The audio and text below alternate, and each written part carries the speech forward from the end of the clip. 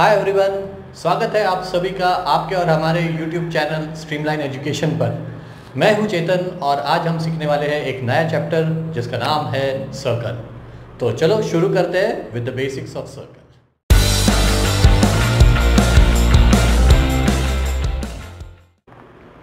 What do you mean by a circle? Circle यानी क्या होता है? Circle is a set of points equidistant from the centre. क्या होता है circle? A set of points equidistant from the centre. अगर मैं इस पॉइंट को सेंटर मान लेता हूँ और इसके अराउंड मैं ऐसे पॉइंट्स लेता हूँ जो इस पॉइंट से इक्विडिस्टेंट है, यानी कि एक पॉइंट ले लिया यहाँ से यहाँ तक 5 सेंटीमीटर्स, यहाँ से यहाँ ले लिया 1.5 सेंटीमीटर्स, यहाँ से 5, 5, 5, 5।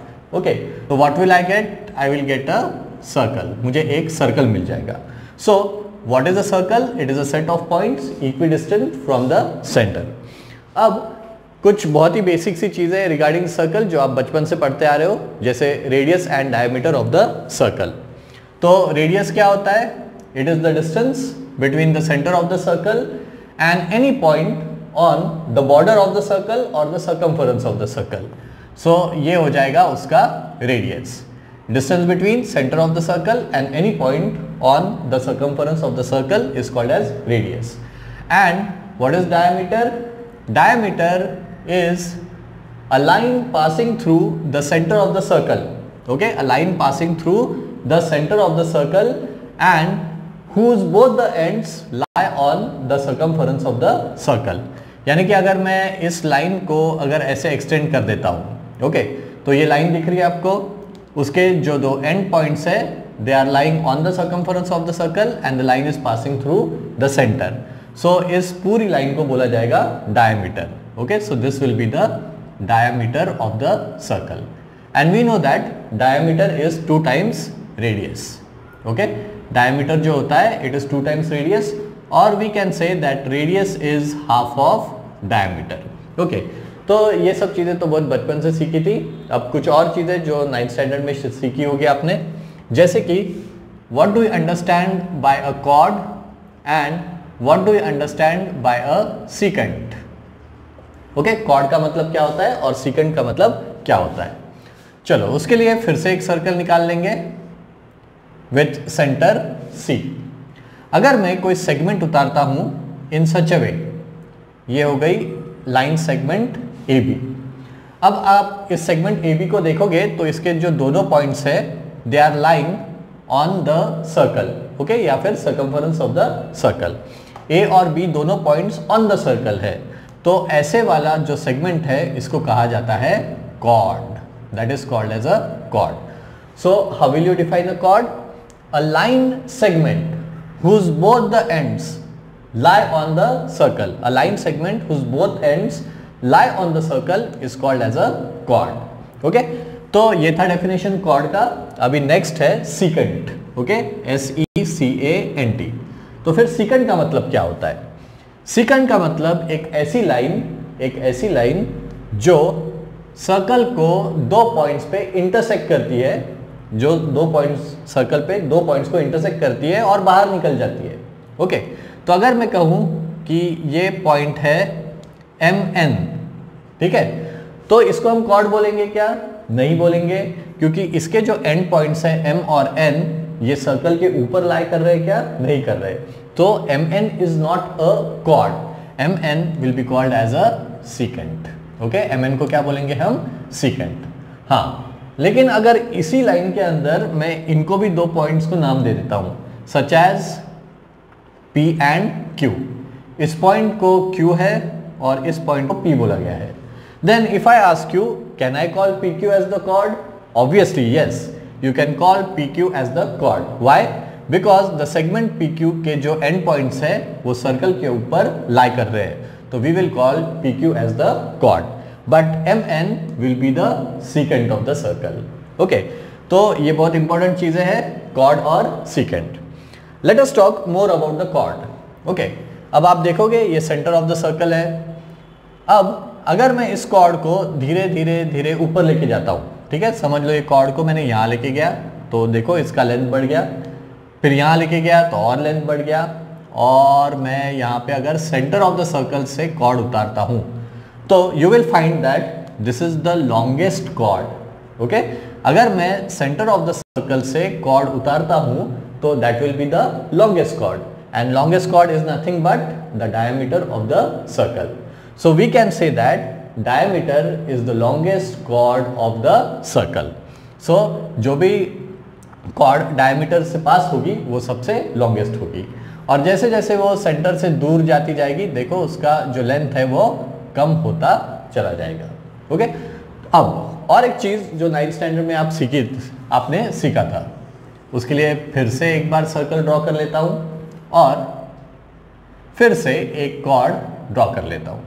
आई will again name it as chord A B. Okay, अब मैं क्या करता हूं, ये जो सेंटर ऑफ द सर्कल है ओके, वहां से एक परपेंडिकुलर लाइन ड्रॉ करता हूं टू ए बी।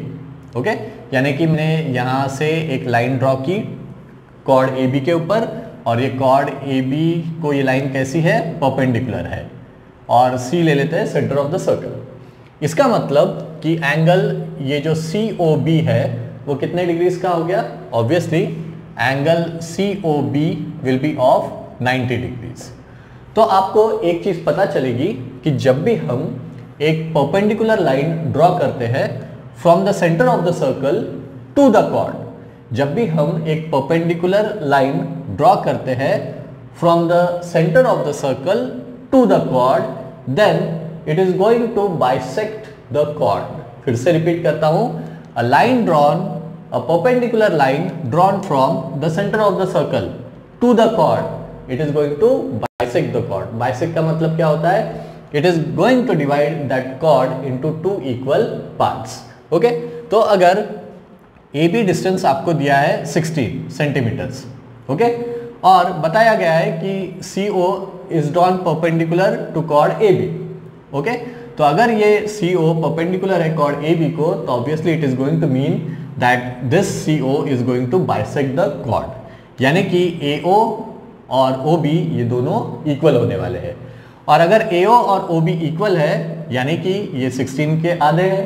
ओके, यानी कि ये भी 8 सेंटीमीटर हो जाएगा और ये भी 8 सेंटीमीटर हो जाएगा। ओके, तो ये बहुत इंपॉर्टेंट चीज है जो आपको याद रखनी है कि a line, a perpendicular line drawn from the centre of the circle to the chord bisects the chord. अब इसका कॉन्वर्स भी हो सकता है, फिर इसका उल्टा क्या होगा, अगर एक लाइन ड्रॉ करते हैं हम okay from the centre of the circle, ठीक है, यहां पे और एक ले लेंगे सर्कल, कॉन्वर्स पढ़ रहे हैं अभी हम। ओके, सो अगर ये सेंटर ऑफ द सर्कल है, ये फिर से एक कॉर्ड MN है, ओके, और ये ले लो P। अब अगर हमको कॉन्वर्स देखना है, जो हमने पुराना स्टेटमेंट पढ़ा था उसका कॉन्वर्स, कि अगर कोई line centre of the circle से ड्रॉ करते हैं हम और अगर वो कॉर्ड MN को बाइसेक्ट करता है, ओके, यानी कि अगर ये 6 सेंटीमीटर है और ये भी 6 सेंटीमीटर है, ठीक है, इसका मतलब ये जो सेगमेंट है लाइन से CP जो है, लाइन जो CP है, it is dividing this chord into 2 equal parts. तो अभी थ्योरम क्या बनेगा, if a line drawn from the centre of the circle to the chord, if a line drawn from the center of the circle to the chord bisects the chord, then this line is perpendicular to the chord। तो ये क्या हो जाएगा, ये जो line है it will be perpendicular to the chord। पहला जो स्टेटमेंट, पहला जो थ्योरम हमने देखा था वो क्या था, if a perpendicular line is drawn from the center of the circle to the chord then it bisects the chord। Okay, तो पहले हमने ये बताया था कि अगर ये सेंटर पे से जो लाइन है वो परपेंडिकुलर है किसको, कॉर्ड को, तो वो इस कॉर्ड को 2 इक्वल हिस्सों में डिवाइड करेगी। अब इसका कॉन्वर्स क्या था कि अगर कोई लाइन हम सेंटर ऑफ द सर्कल से ड्रॉ करते हैं और वो इस कॉर्ड को 2 इक्वल हिस्सों में डिवाइड करती है, तब ये जो है CO that is going to be perpendicular to chord AB। तो ये दो चीजें थोड़ी कंफ्यूजिंग लगेगी लेकिन बहुत ही आसान है। ओके, आगे और कुछ कंसेप्ट्स देख लेते हैं फिर।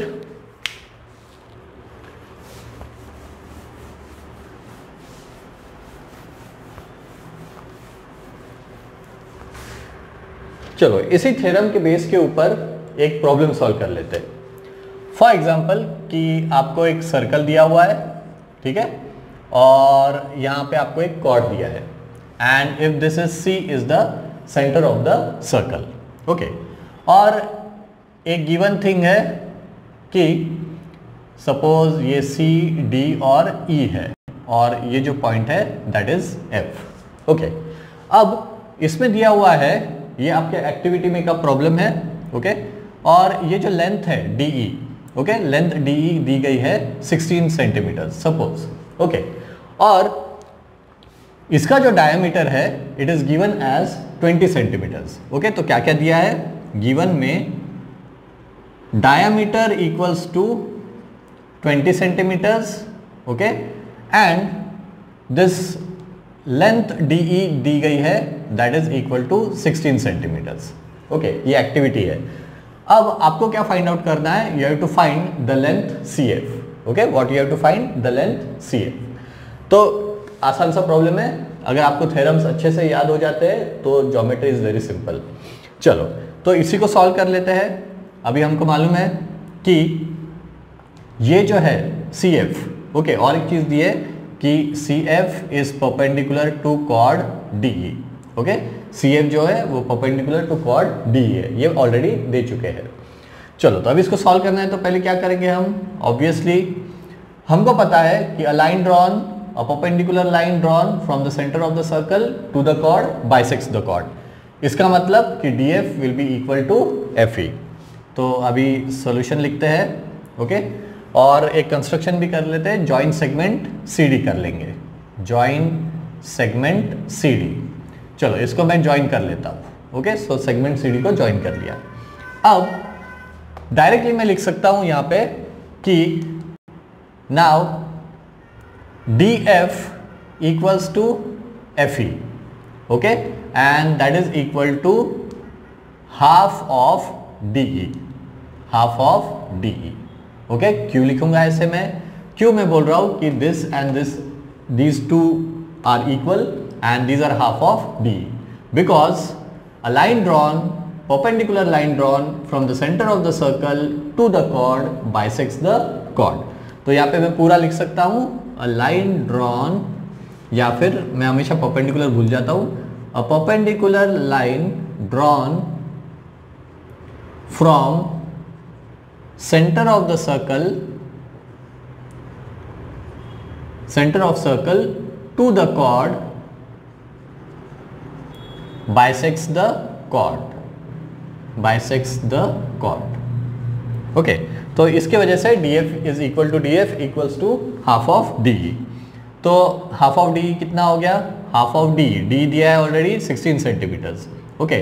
तो therefore D F equals to F E equals to half into D E, that is 16, that is 8 centimetres.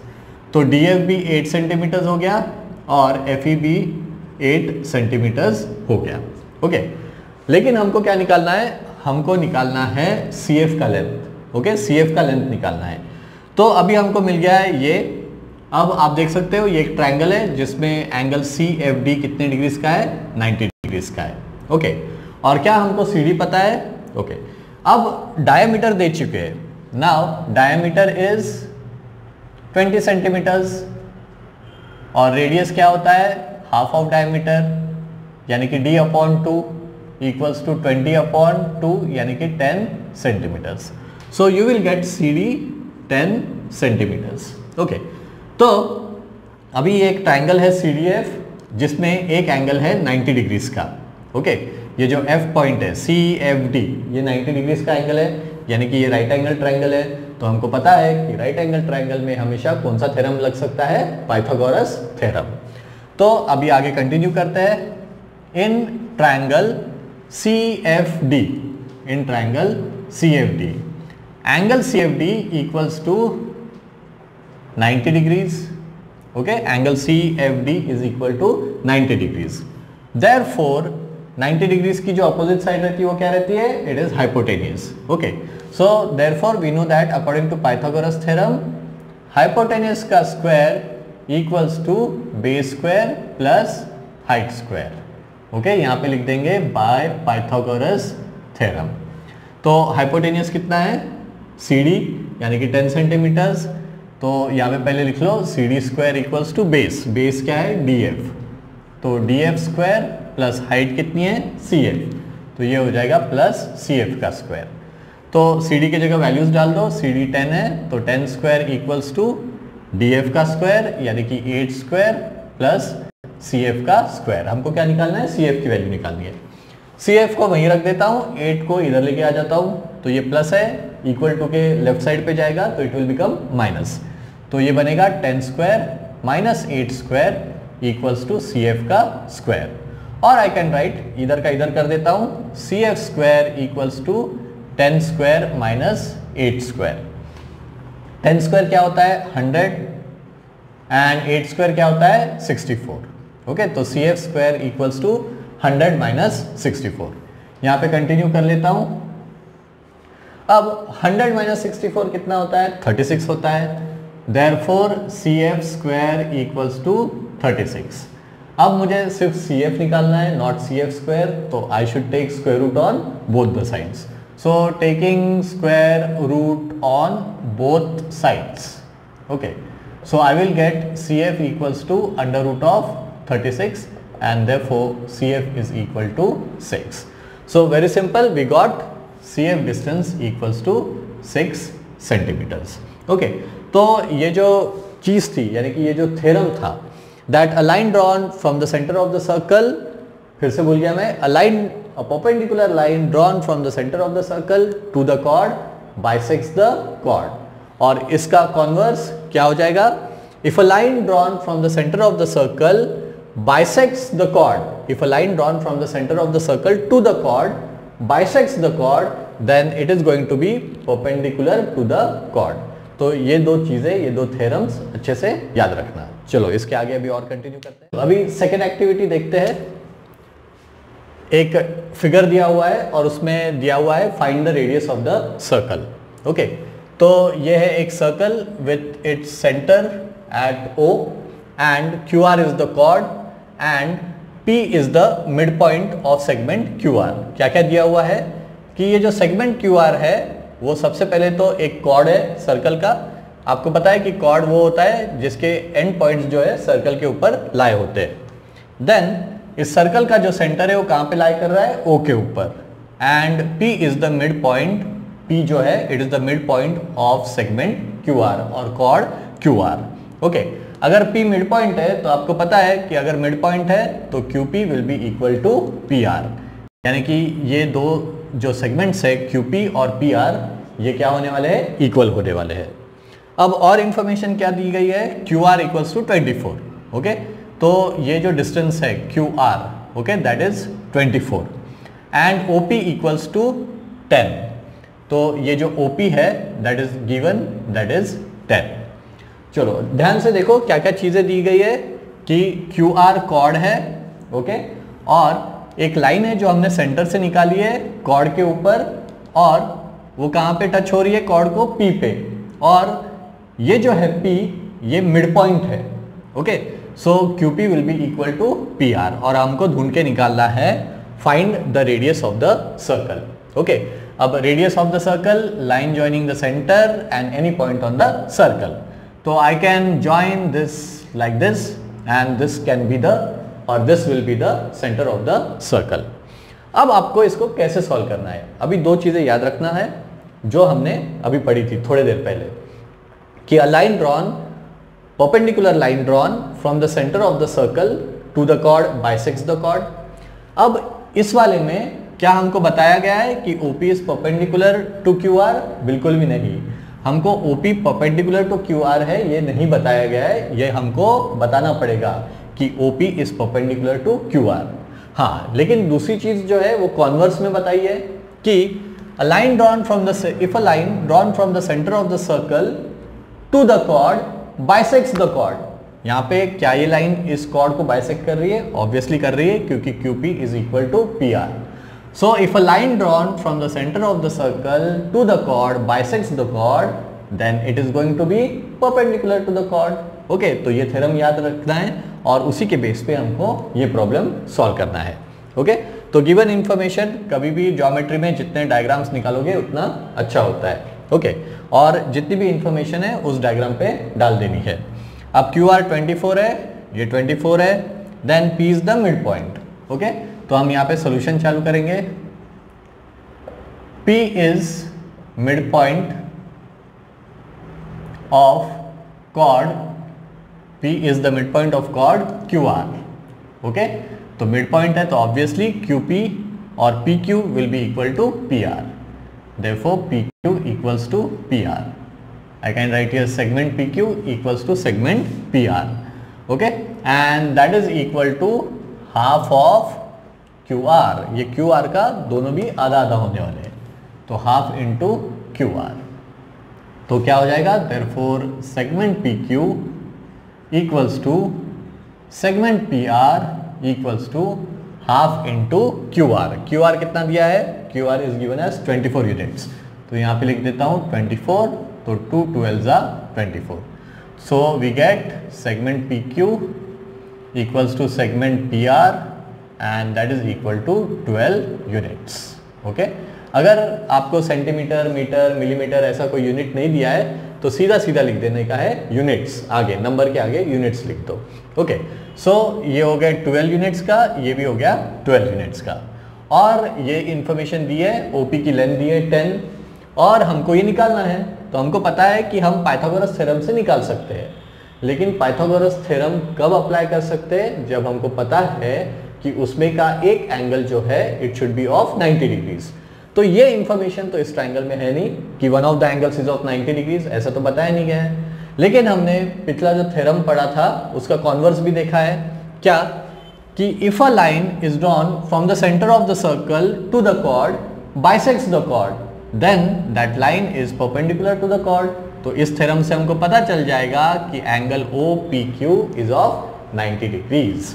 Okay, so हम यहाँ पे वही लिखेंगे, इन ट्रायंगल OPQ।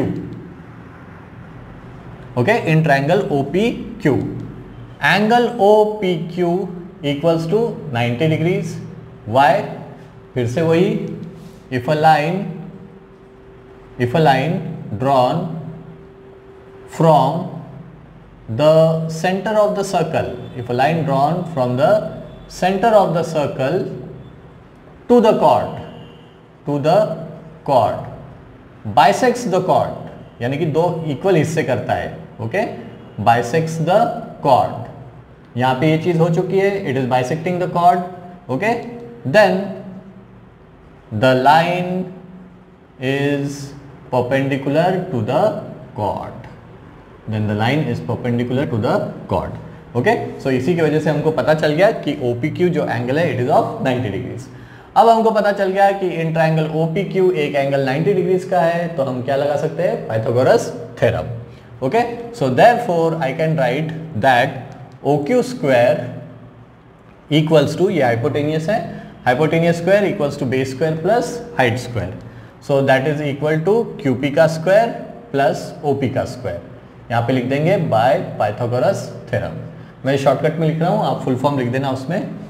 चलो, OQ पता है आपको, OQ निकालना ही है अपने को, तो OQ यानी कि हाइपोटेनियस भी है और रेडियस ऑफ द सर्कल भी है। ओके, तो OQ मिल गया, यानी हमको मिल गया रेडियस ऑफ द सर्कल। तो OQ का स्क्वायर इक्वल्स टू QP का स्क्वायर, QP यानी कि 12 है, तो ये हो गया 12 स्क्वायर प्लस OP का स्क्वायर, OP यानी कि 10 है, तो यहाँ पे आ गया 10 का स्क्वायर।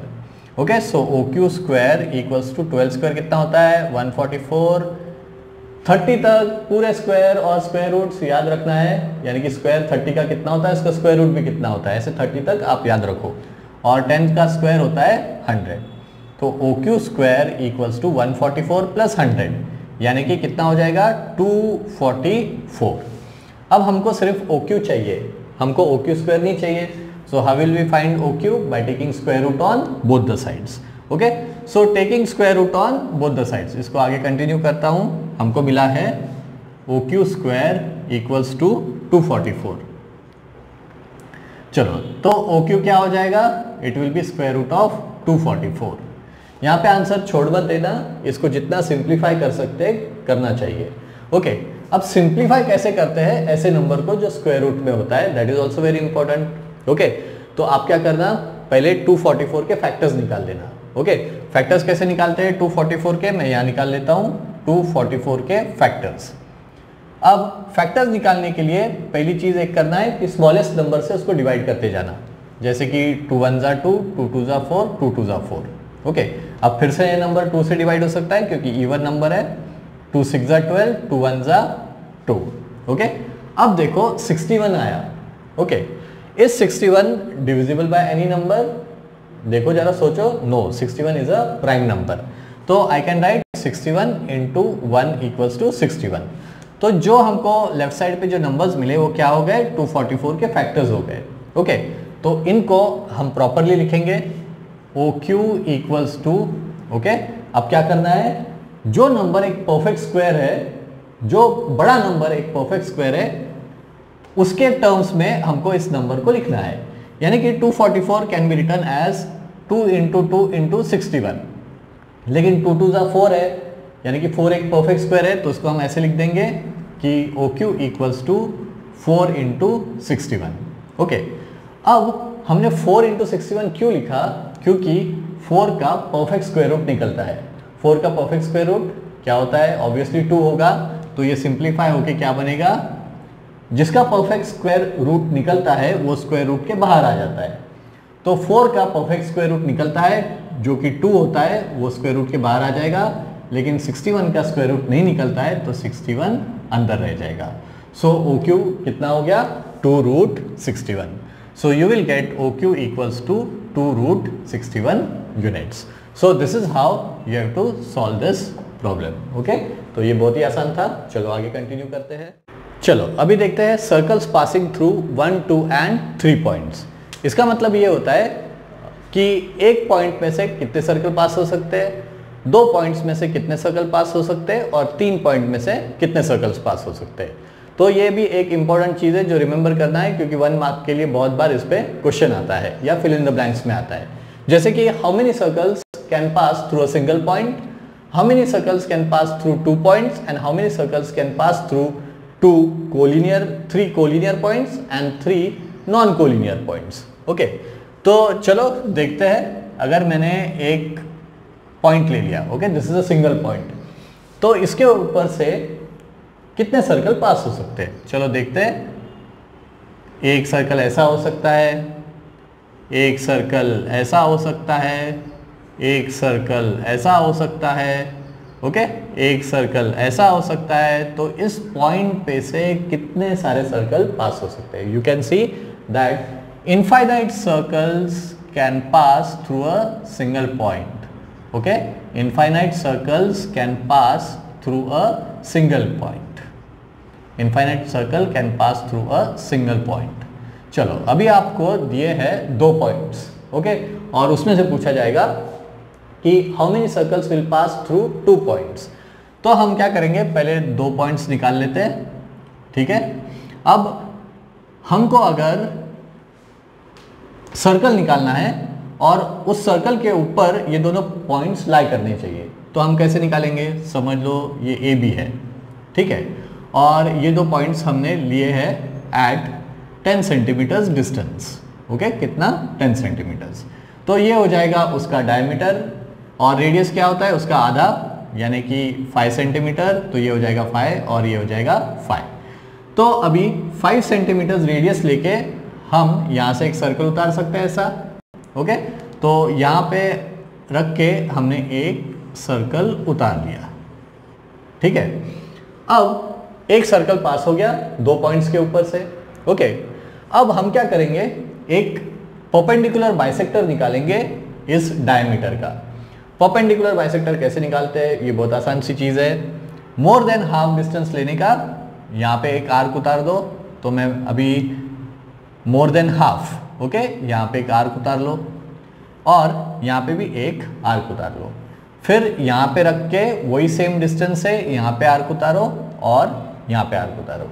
फिर when you draw this line, then you will get the perpendicular bisector of this diameter। अब क्या करना है कि कोई भी एक पॉइंट ले लो P यहाँ पे, ओके, अब P और A डिस्टेंस लेके, ये जो डिस्टेंस है AP और PB ये तो ऑब्वियसली सेम रहने वाले हैं। ओके, तो AP रेडियस लेके हम और एक सर्कल यहाँ से निकालने वाले हैं। ओके, तो AP अगर रेडियस लेके और एक सर्कल निकालेंगे तो ये सर्कल कैसा पास हो जाएगा, ये सर्कल कुछ इस तरीके से पास हो जाएगा।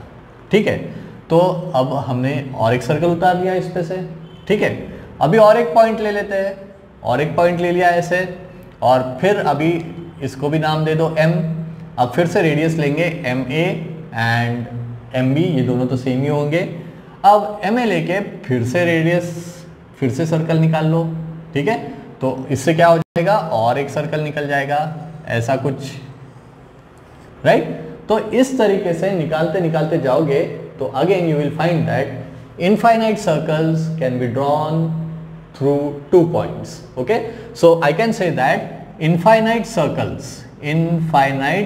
Circles pass through 2 points. चलो अभी नेक्स्ट थिंग कि आपको पूछा गया है कि 3 पॉइंट्स में से कितने सर्कल्स पास हो सकते हैं। ओके, तो 3 पॉइंट्स हम 2 तरीके से ले सकते हैं। एक तो we will take them as collinear points and next is we will take them as non collinear points. तो समझो 3 पॉइंट्स दिए हैं which are non collinear. Okay, non collinear points A, B and C। वैसे non collinear का मतलब क्या होता है, ऑब्वियसली जो कोलिनियर नहीं होता है वही नॉन कोलिनियर होता है, लेकिन फिर भी नॉन कोलिनियर क्या होता है, नॉन कोलिनियर यानी कि वो पॉइंट्स जो एक सिंगल लाइन पे लाए नहीं करते। ओके, अगर मैंने ऐसे 3 पॉइंट्स लिए A, B और C, okay, you can see that all the points are lying on the same line, तो इसको बोला जाएगा collinear points. Now if you look at A, B and C, अगर मैं लाइन ड्रॉ करूँ तो सिर्फ A और B एक लाइन पे आएंगे, C रह जाएगा। अगर मैं BC ड्रॉ करूँ तो A रह जाएगा, AC ड्रॉ करूँ तो B रह जाएगा। तो क्या ये तीनों पॉइंट्स एक लाइन पे आ सकते हैं? नहीं, तो इनको बोला जाएगा नॉन कोलिनियर पॉइंट्स। तो हमेशा याद रखना कि नॉन कोलिनियर पॉइंट्स में से सिर्फ एक ही सर्कल पास हो सकता है। नॉन कोलिनियर पॉइंट्स में से सिर्फ एक ही सर्कल पास हो सकता है। ओके, तो अभी हम क्या करेंगे, ये तीनों पॉइंट्स को ज्वाइन कर लो। ठीक है, अब कैसे ढूंढ के निकालोगे, तो आपको क्या करना है, सिर्फ कोई भी 2 साइड्स का परपेंडिकुलर बाइसेक्टर निकालना है। ओके, परपेंडिकुलर बाइसेक्टर यहाँ पे हम निकाल चुके हैं, कोई भी साइड का निकाल लो। अब समझो AC का परपेंडिकुलर बाइसेक्टर निकालना है, तो मोर देन हाफ डिस्टेंस लो, इधर रखो, एक आर्क उतार लो, वही डिस्टेंस लिया, यहाँ से आर्क उतार लिया, सेम चीज़ यहाँ पे भी कर ली और यहाँ पे भी। तो जो लाइन यहाँ से ड्रॉ करेंगे ये क्या हो जाएगा, उसका परपेंडिकुलर बाइसेक्टर, यानी कि ये डिस्टेंस और ये डिस्टेंस सेम हो जाएगा। सिमिलरली आप इधर से ड्रॉ कर लो। ओके, इसको थोड़ा सा मैं करेक्ट कर लेता हूँ, चलो ये थोड़ा सा इधर ले लेता हूँ। Okay, so this is the perpendicular bisector of this line. अब यहाँ से भी वही करूँगा, मोर देन हाफ लूँगा, यहाँ पे आर्क उतारूँगा, मोर देन हाफ वही वाला डिस्टेंस रख के इधर। ओके, और इधर भी मैं वही चीज़ करूँगा और यहाँ से ऐसा लाइन ड्रॉ कर दूंगा। अब जहाँ पे ये परपेंडिकुलर बाइसेक्टर्स क्या कर रहे हैं, इंटरसेक्ट कर रहे हैं एक दूसरे को, वहाँ रख के इस पॉइंट को हम ले लेंगे रेडियस ऑफ द सर्कल। तो आपको पता चलेगा कि जो सर्कल है वो कैसे पास होगा, ऐसे कुछ तो भी पास हो जाएगा। यानी कि एक, अगर आप 3 नॉन कोलिनियर पॉइंट्स लेते हो तो उसमें से सिर्फ एक ही सर्कल पास होता है। ठीक है, अब आप बोलोगे कि क्यों एक ही सर्कल पास होता है, तो आप ट्राई करके देख लो, आप कुछ डिस्टेंसेस चेंज करके देख लो। ठीक है, आपने समझो रेडियस चेंज कर दिया थोड़ा भी। ओके, तो ये जो था वो एक्चुअल रेडियस आ रहा है हमारा, जो तीनों पॉइंट्स को कनेक्ट कर रहा है। ओके, तो आपको दिखाई देगा कि आप अगर रेडियस थोड़ा भी चेंज करते हो या इस पोजीशन को, इस सेंटर को अगर चेंज करते हो। ओके, अब सेंटर यहाँ पे आ रहा है, अगर मैं सेंटर यहाँ पे रख के अगर मैं ड्रॉ करूँ तो आपको पता चलेगा कि ये सर्कल C को ये नहीं कर रहा है, C पे से नहीं जा रहा है और A पे से भी नहीं जा रहा है। तो इसका मतलब कि अगर मैंने यहाँ का सेंटर चेंज कर दिया तो ये तीनों पॉइंट्स भी सर्कल पे लाए नहीं करेंगे। तो शॉर्ट में only a single circle can pass through 3 non collinear points. अब लास्ट वाला, अगर आपको 3 कोलिनियर पॉइंट्स दिए हैं, 3 कोलिनियर पॉइंट्स दिए हैं, तो how many circles will pass through these collinear points? Is it possible? कितने सर्कल्स पास होंगे? ओके, कोई ऐसा एक सर्कल होगा क्या कि जिसके ऊपर ये तीनों भी पॉइंट्स लाई करेंगे? Not possible. ठीक है, कोई भी 2 पॉइंट्स लाई कर जाएंगे सर्कल पे, लेकिन तीसरा पॉइंट लाई नहीं करेगा। जैसे कि अगर मैंने एक सर्कल ऐसे उतार लिया तो यू विल सी दैट एक पॉइंट रह जाएगा। ठीक है, अगर मैंने ऐसा सर्कल उतार लिया तो यू विल सी दैट ये पॉइंट रह जाएगा। तो तीनों भी पॉइंट अगर वो कोलिनियर है, अगर 3 पॉइंट्स कोलिनियर है, तो उनमें से उस पे से एक भी सर्कल पास नहीं होता है। ओके, सो 0 सर्कल्स और no circle pass through 3 non collinear points, not non collinear, through collinear points.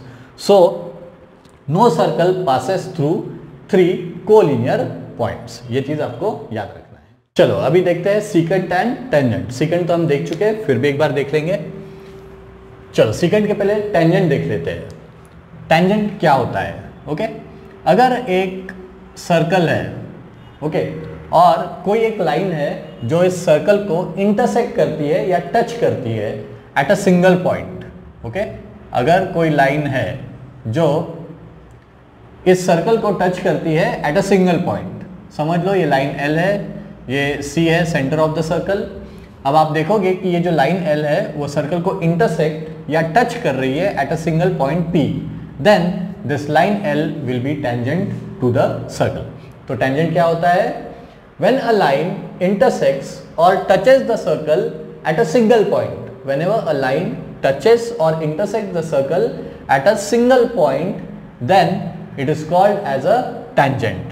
Obviously it is not going to be inside the circle. Okay, वो सर्कल के अंदर नहीं रहने वाली है, वो सर्कल को टच रहने वाली है। नहीं तो आप बोलोगे sir a line drawn, a line which is intersecting or touching the circle at a single point, तो सर ये भी तो tangent हो गया। नहीं, okay, this is not a tangent।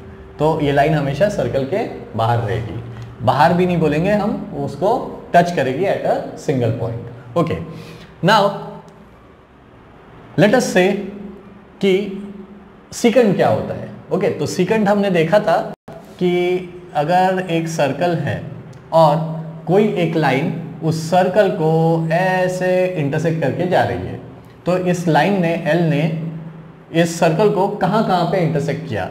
इस पॉइंट पे A पे और इस पॉइंट पे B पे। ओके, यहाँ पे इंटरसेक्ट कर दिया, तो ये जो लाइन है उसको L को, उसको हम क्या बोलेंगे? सीकेंट। ओके, ये लाइन L को हम बोलेंगे सीकेंट। AB को सीकेंट नहीं बोलेंगे, AB will be the chord, क्योंकि इसके दोनों पॉइंट्स एंड पॉइंट सर्कल पे लाए हो रहे हैं, तो कंफ्यूज मत हो जाइए। ठीक है, सीकेंट यानी कि जो आर पार चला जाएगा, सर्कल को कट करेगा और बाहर निकल जाएगा, और कॉर्ड यानी कि जिसके दोनों पॉइंट सर्कल के ऊपर लाई करेंगे। तो अगर मैं इस लाइन L को नाम दे देता हूं XY, तो आप देखोगे कि XY जो है वो सीकेंट है और AB जो है दैट इज द कॉर्ड। तो let's come back to tangent. What is a tangent? It is a line that intersect और touches the circle at a single point. Okay, तो अभी हम क्या करते हैं, एक चीज करके देख लेते हैं। एक सर्कल ड्रॉ करते हैं। ओके, यहाँ पे सेंटर ऑफ द सर्कल ले लेते हैं C। अब हम क्या करते हैं कि एक लाइन ड्रॉ कर लेते हैं। Okay, CM, and CM is the radius of the circle obviously. Okay, now what we are going to draw is a line perpendicular to CM।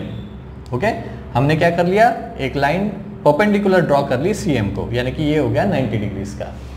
अब हम और एक लाइन ड्रॉ करेंगे, ये भी परपेंडिकुलर इस लाइन को ड्रॉ करेंगे। ठीक है, रेडियस को परपेंडिकुलर ड्रॉ करते गए, तो you will see that this will B also of 90 degrees. ये भी एंगल 90 डिग्रीज का, ये भी एंगल 90 डिग्रीज का। ये पैरेलल लाइन्स उतारते जा रहे हैं, तो ऑब्वियसली हर एक एंगल 90 डिग्रीज का है।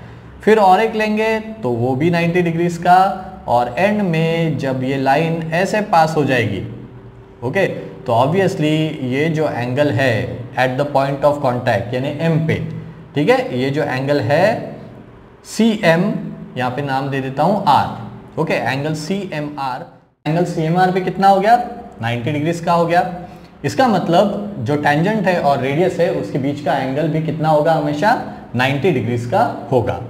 तो जब भी आप टेंजेंट उतारोगे और एक लाइन ड्रॉ करोगे from the centre of the circle to this line at the point of contact, तो ये दोनों के बीच का एंगल हमेशा 90 डिग्रीज होगा। This is nothing but the tangent theorem. Okay, इसी को हम बोलेंगे टेंजेंट थ्योरम।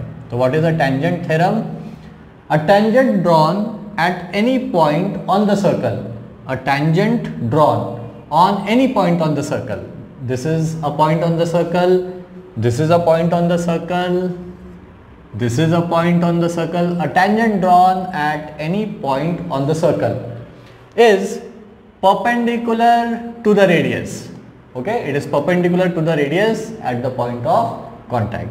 Okay, फिर से tangent theorem अच्छे से याद रखना कि a tangent drawn at any point on the circle, okay, a tangent drawn at any point, इस point पे, इस point पे, पॉइंट पे किधर भी, a tangent drawn at any point on the circle is perpendicular to the radius at the point of contact. Point of contact यानी कि ये पॉइंट M हो गया यहाँ पे, अगर ये रेडियस है तो ये P पॉइंट ऑफ कॉन्टैक्ट हो गया। वैसे MO अगर R लिया तो RM is the tangent and M is the point of contact. I will repeat it once again, very important, tangent theorem. Okay, a tangent at any point on the circle is perpendicular to the radius at the point of contact. So that is nothing but tangent theorem. अब इसी को हम prove करने वाले हैं। In this theorem, write down the given information.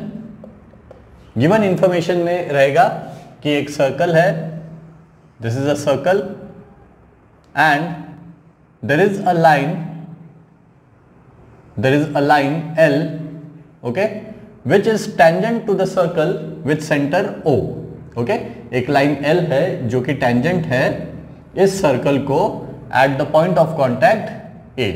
So let us join OA. Okay, और हमको क्या प्रूफ करना है कि OA is perpendicular to the line L.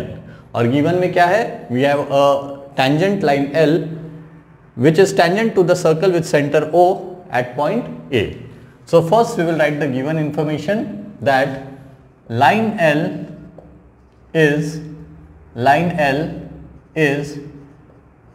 tangent to the circle with center O at point of contact A, okay, ये information है। अभी हमको क्या प्रूफ करना है, what we have to prove is that OA, that is the radius, okay, OA radius is perpendicular to line L. So I can write here to prove line L is perpendicular to radius OA. चलो अभी इसको कैसे proof करना है, तो यहाँ पे हम इनडायरेक्ट प्रूफ का यूज करने वाले हैं। ओके, इनडायरेक्ट प्रूफ में हम पहले क्या करेंगे, हम एक पर्टिकुलर चीज को अज्यूम करेंगे। ओके, अज्यूम क्या करना है वो पहले बताता हूं कि OA जो है वो पहले हमको अज्यूम करना है कि it is not perpendicular to line L. Okay, what we have to assume that OA radius is not perpendicular to line L. So let us write down the proof. assume that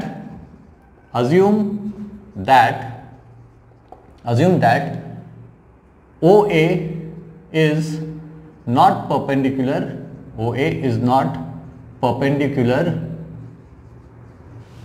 to line L. OA is not perpendicular to line L. यहां पे और एक diagram निकाल लेता हूं मैं। चलो, ये है लाइन L. ओके, अब इसके ऊपर पॉइंट A ले लेता हूं मैं। Okay, this is point A and we have to take the center of the circle. I will be taking the center of the circle here. Now I am going to join OA. Okay, you can see कि यहाँ पे जो OA और यहाँ पे कोई भी नाम दे देंगे हम, तो ये वाला जो एंगल है वो नॉट ऑफ 90 डिग्रीज है। इसका मतलब OA is not perpendicular to L. Now again what we are going to do is that we are going to take one more point, और एक पॉइंट लेंगे B यहाँ पे। ओके, और अभी B ऐसा लेना है जिससे OBA परपेंडिकुलर हो जाए। OB should be perpendicular to line L, यानी कि एंगल OBA ये 90 डिग्रीज का है। So we can say that by construction angle OBA is of 90 degrees. Okay, उसके बाद हमको क्या करना है कि और एक पॉइंट लेना है इसी पे C point, in such a way that AB should be equal to BC। Okay, तो हमने पहले क्या किया, हमने पहले अज्यूम किया, क्या अज्यूम किया कि OA जो है it is not what perpendicular to L। Then we took a point B and OB is perpendicular to line L and we took a point C such that BC distance is equal to AB distance. Okay, ये तीन चीजें हमने अभी कर ली यहाँ पे। So let us write down. First, assume that OA is not perpendicular to line L। Actually इस प्रूफ में हमको इनडायरेक्ट प्रूफ से हम ये प्रूफ करने वाले हैं। तो करना क्या है एक्चुअली, पहले हमको एक चीज अज्यूम करनी है, वो चीज अज्यूम करने के बाद हमको एक रिजल्ट आएगा, वो जो रिजल्ट आएगा वो इसके अपोजिट रहेगा। यानी कि यहां पे क्या होगा कि ऑलरेडी गिवन है कि लाइन L जो है वो टेंजेंट टू द सर्कल है, लेकिन जब हम ये सब पॉइंट्स लेके आगे प्रूफ लिखेंगे तो हमको पता चलेगा कि लाइन टेंजेंट नहीं है। क्यों? क्योंकि हमने जो एजम्पशन किया था OA is not perpendicular to line L, उसके बेस पे हमको मिलेगा कि line L is not tangent to the circle, जो कि गलत हो जाएगा क्योंकि एक्चुअली में लाइन L तो टेंजेंट है। तो इससे क्या पता चलेगा कि हमने जो एजम्पशन किया था वो गलत हो गया, और हमने जो एजम्पशन किया वो गलत है, इसका मतलब जो एजम्पशन किया है उसका जो उल्टा होगा वो सही हो जाएगा। Got confused? चलो देखते हैं। Assume that OA is not perpendicular to line L, then take point B in such a way that OB is perpendicular to line L. Okay, so take point B, obviously B कहाँ पे लेना है, line L पे ही लेना है। Okay, in such a way that OB is perpendicular to line L. Also take point C, okay, take point C on line L in such a way that AB is equal to BC. Okay, AB is equal to BC. अब ये हो गया इसको congruent. Okay, और ये भी congruent है दोनों ट्रायंगल्स के लिए क्योंकि ये कॉमन साइड है। अब मैं ये सब क्यों बोल रहा हूं, क्योंकि हमको दो ट्रायंगल्स लेना है। Okay, now we have to take two triangles in triangle OAB and triangle OCB and triangle OCB. अब we have to prove that these two triangles are congruent. क्यों करना है वो अभी आपको समझ में आ जाएगा। अब ये दो triangles में OB is congruent to OB. Okay, why? Because it is the common side. It is the common side. Then again AB is equal to BC. Segment AB is congruent to BC. Why? By construction. By construction. Okay. Now angle OBA is congruent to angle OBA, congruent to angle OBC. Obviously अगर OBA 90 degrees है तो OBCB कितना हो जाएगा, 90 degrees. यहाँ पे लिख दूंगा ईच ऑफ 90 डिग्रीज। चलो अभी इतना इंफॉर्मेशन है, इससे हम क्या प्रूव कर सकते हैं, ये दो ट्रायंगल्स कॉन्ग्रुएंट है। ऑब्वियसली प्रूव कर सकते हैं ये साइड और बीच में एंगल, ये साइड और बीच में का एंगल। So obviously these two triangles are congruent by which test, side angle side test. तो मैं यहाँ पे लिख देता हूं therefore triangle OAB is congruent to triangle OCB by which test side angle side test of congruence. Okay, यहां तक हमको मिल गया। अब हमको और एक चीज पता है, क्या पता है कि अगर दो ट्रायंगल्स कॉन्ग्रुएंट है तो उनके करस्पॉन्डिंग साइड्स भी कॉन्ग्रुएंट है। तो what can I write directly now, that therefore segment OA is equal to segment OC। लेकिन OA क्या दिया गया है, इनिशियली हमको बता चुके हैं कि OA क्या है, रेडियस है, it is the radius of the circle. तो OC भी क्या हो गया, ऑब्वियसली OA कॉन्ग्रुएंट या इक्वल है OC को, तो OA रेडियस है तो OC भी रेडियस हो गया। Okay, but OA is radius, OA is radius and therefore OC is also radius, OC is also radius। अब obviously radius है तो point A और point C will lie on the circle। Okay, ये दोनों भी radius है तो वो on the circle lie करेंगे। देखो अगर मैं ये सर्कल निकालता हूं, ये एक रेडियस निकाल लिया, इस डायग्राम को यहां पे थोड़ा सा रेफर करो, ये OA कर दिया और ये OC कर दिया, ठीक है। तो इस तरीके से हमारा डायग्राम हो जाएगा, A और C points both are lying on the circle, और हमारी लाइन तो जो है L वो तो ये दो पॉइंट्स में से पास कर रही है। ओके, तो मैं यहां से लाइन L ड्रॉ कर देता हूं, this is line L। Now you can सी कि लाइन L तो टेंजेंट नहीं है क्योंकि वो सर्कल को इंटरसेक्ट कर रही है at point A and also at point C। ओके, सो इससे क्या पता चलता है कि line L is not tangent। okay, now I can say that therefore point O, point A and C both lie on the circle, both lie on circle। okay, that means line L, that means line L is intersecting the circle at 2 points, it is intersecting the circle at 2 points। okay, it is intersecting the circle at 2 points and therefore I can say that line L is not tangent, therefore line L is not tangent। okay, line L is not tangent। तो ये सब proof लिखने के बाद हमको क्या मिल रहा है कि line L is not tangent. Okay, लेकिन एक्चुअली में क्या दिया हुआ है, लाइन L इज टेंजेंट। तो जो हमने अजम्पशन किया था, क्या अजम्पशन किया था कि line L is perpendicular to radius OA, ये line L is perpendicular, okay sorry, जो हमने अज्यूम किया था कि line L is not perpendicular, okay, line L is not perpendicular to OA, this line L is not perpendicular to OA, ये assumption जो था हमारा क्या हो गया, गलत हो गया। ओके, तो ऑब्वियसली अगर ये assumption हमारा गलत हो गया, क्यों गलत हो गया, क्योंकि हमको मिला कि ये जो लाइन L है वो टेंजेंट नहीं है सर्कल को। ओके, वो पास हो रही है 2 पॉइंट्स में से, तो ऑब्वियसली वो टेंजेंट नहीं है। लेकिन रियलिटी में क्या है, क्या दिया हुआ है कि लाइन L इज टेंजेंट। इसका मतलब कि जो भी हमने assumption किया था कि OA is not perpendicular to L, OA is not perpendicular to L, ये हमारा assumption गलत हो गया। इसी का मतलब कि जो हमने assume किया था उसका उल्टा सही हो जाएगा। यानी कि क्या सही हो जाएगा कि therefore OA is perpendicular to line L। So I will write here line L is not tangent, so this contradicts, okay, but it is given, पहले ये लिख लेना, but it is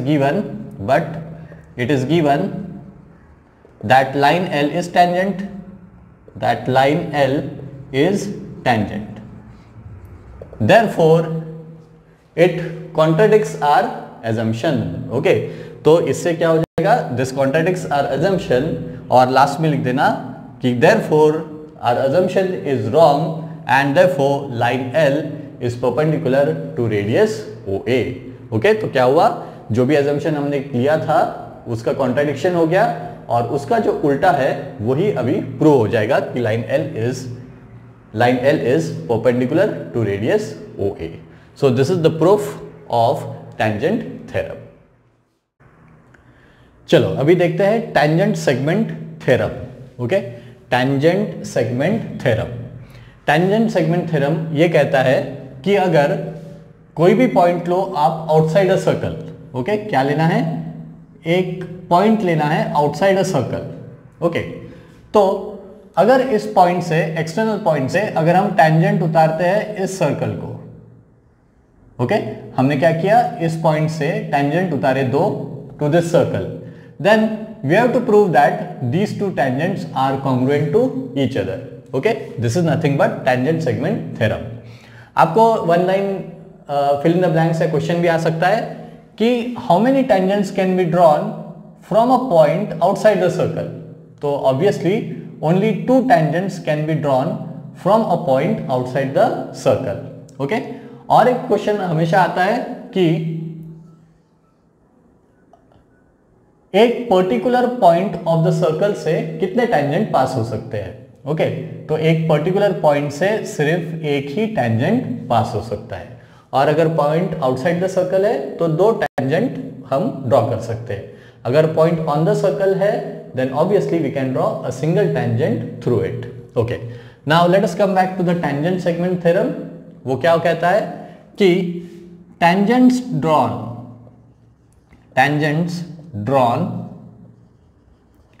from an external point, tangents drawn from an external point, okay, tangents drawn from an external point to the circle are congruent, to the circle are congruent। Okay, तो point D जो है outside the circle है, यहां से हम कितने tangents draw कर सकते हैं, 2 टेंजेंट्स, यानी कि यहाँ पे पी डी और क्यू डी ये टेंजेंट्स है टू द सर्कल, और हमको क्या प्रूव करना है कि टेंजेंट्स आर कॉन्ग्रुएंट, यानी कि we have to prove that PD is congruent to QD. Okay, so चलो इसका प्रूफ लिखते हैं। पहले तो गिवन चीजें लिख लो। We have a circle with centre A, okay, and external point is D, so I can write PD and QD are tangents to the circle with center O, with center A, not O, with center A। अब अगर आप diagram को देखोगे तो PD और QD tangents है, ये circle है विथ सेंटर A। हमको प्रूव करना है कि PD is congruent to QD। अब इनको अगर कॉन्ग्रुएंट प्रूव करना है तो ऑब्वियसली हमारे पास एक तरीका है, क्या करेंगे, हम इसको ज्वाइन कर लेंगे, ओके, और ये भी ज्वाइन कर लेंगे, और फिर उसके बाद हम क्या प्रूफ करेंगे कि ये 2 ट्रायंगल्स एक दूसरे को कॉन्ग्रुएंट है। अगर ये 2 ट्रायंगल्स एक दूसरे को कॉन्ग्रुएंट हो जाते हैं तो obviously PD will also be congruent to QD, और हमको जो चाहिए वो मिल जाएगा। ओके, तो अभी क्या लिखना है अपने को, join segment PA and segment QA। Okay, ये 2 सेगमेंट्स को हमने ज्वाइन कर लिया। ओके, अब और एक चीज हमने जो पहले सीखी थी वो क्या है कि radius is always perpendicular to the tangent. Okay, तो radius is always perpendicular to the tangent. इसका मतलब कि ये जो एंगल है वो कितने डिग्रीज का हो जाएगा, 90 डिग्रीज का, और ये जो है it is this will also be of 90 degrees. Okay, तो अभी हम लिखेंगे proof angle APD, okay, angle APD is equal to angle AQD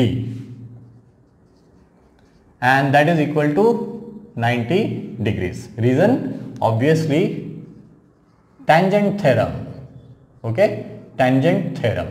okay, so tangent theorem क्या कहता है कि radius is always perpendicular to the tangent at the point of contact, and P and Q are the point of contact, so obviously this will be of 90 and this will be of 90 degrees।